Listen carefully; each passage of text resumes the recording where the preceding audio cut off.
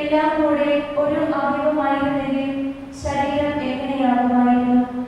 ഇപ്പോഴാകട്ടെ പല അവയവങ്ങളും ഒരു ശരീരവുമാണുള്ളത്. കണ്ണിന് കൈയോട് എനിക്ക് നിന്നെ കൊണ്ട് ആവശ്യമില്ല എന്നോ, തലയ്ക്ക് കാലിനോട് എനിക്ക് നിന്നെ കൊണ്ട് ഉപയോഗമില്ല എന്നോ പറയുക സാധ്യമല്ല. നേരെ മറിച്ച് ദുർബലങ്ങളെന്ന് കരുതപ്പെടുന്ന അവയവങ്ങളാണ് കൂടുതൽ ആവശ്യമായിരിക്കുന്നത്. മാന്യങ്ങളെന്ന് കരുതപ്പെടുന്ന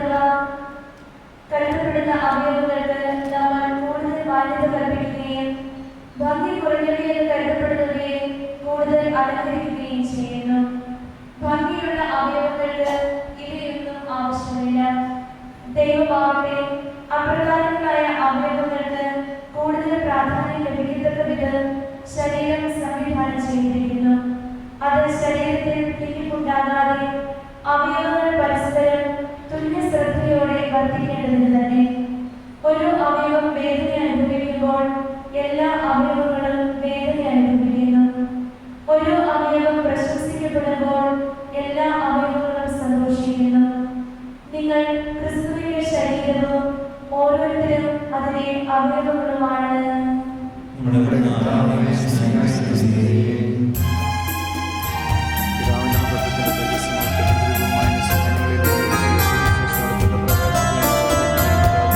വിശ്വാസികളെ കേൾപ്പി സൗഖ്യവുയരും പകരും മൊഴികൾ മോദാ ദൈവകുമാരൻ നരനായി നമ്മെ മോചിതനാക്കി.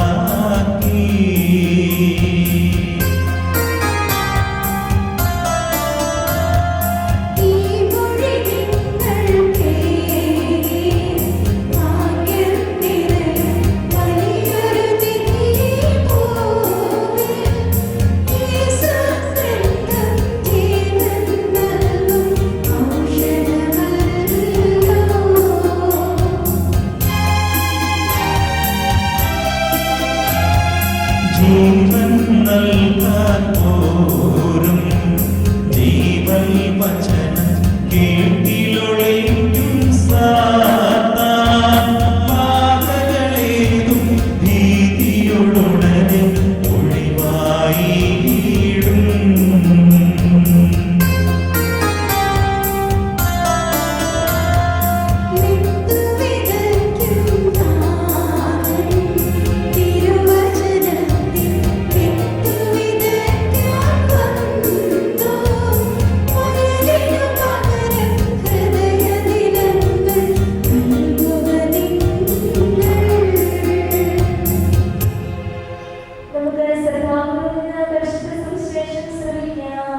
സമാധാനം നിങ്ങളോട് കൂടെ. വിശുദ്ധ ലൂക്കാ അറിയിച്ച നമ്മുടെ കർത്താവ് ഈശോ മിശിഹായുടെ പരിശുദ്ധ സുവിശേഷം.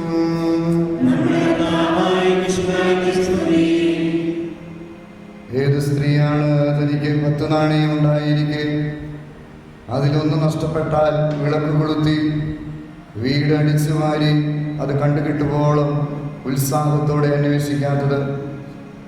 കണ്ടുകിട്ടുമ്പോൾ അവൾ കൂട്ടുകാരെയും അയൽവാസികളെയും വിളിച്ചു കൂട്ടി പറയും, എന്നോട് കൂടെ സന്തോഷിക്കുവിൻ, എൻ്റെ നഷ്ടപ്പെട്ട നാണയം വീണ്ടും കിട്ടിയിരിക്കുന്നു.